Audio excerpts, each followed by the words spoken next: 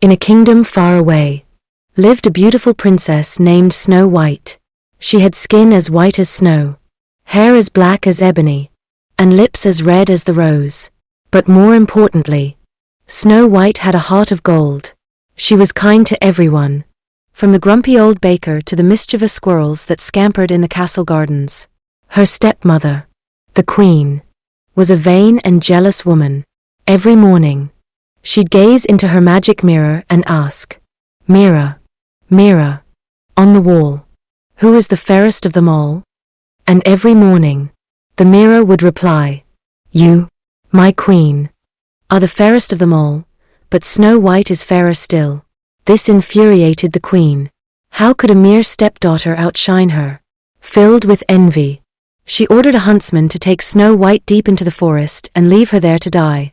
The huntsman, a kind soul, couldn't bear to harm the gentle princess.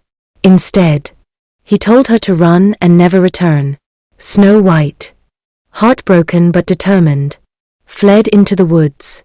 She wandered for hours, her stomach rumbling. Tired and hungry, she stumbled upon a tiny cottage.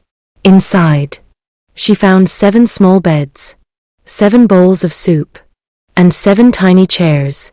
"Someone must live here," she whispered, peeking inside. Just then, 7 little men emerged from the woods. They were miners, and each one was surprised to find a young girl in their cozy home. "Who are you?" asked the first miner, his voice a gruff rumble. "I'm Snow White," she replied timidly. "And I'm lost." The miners, seeing her tears and hearing her story, felt sorry for her. They invited her to stay with them. Snow White was overjoyed. She helped them clean the cottage, cooked delicious meals, and even mended their clothes. In return, the miners showered her with kindness. They gave her a warm bed to sleep in, delicious berries to eat, and wonderful stories to listen to. Life in the cottage was simple but happy. Snow White and the 7 miners became the best of friends. News of Snow White's disappearance reached the queen. The mirror confirmed that she was alive and well, living with 7 dwarfs. Furious, the queen disguised herself as an old peddler woman and baked a poisoned apple.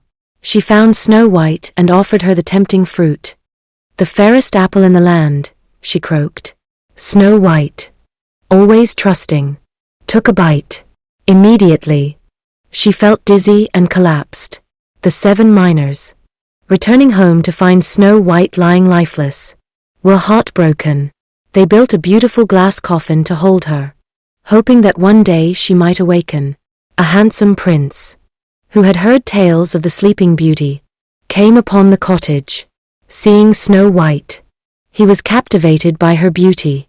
He gently lifted her from the coffin, and suddenly, a piece of the poisoned apple tumbled from her lips. Snow White coughed and gasped, then opened her eyes. She was alive. Overjoyed, the prince and Snow White were married. The 7 miners, overjoyed for their friend, attended the wedding.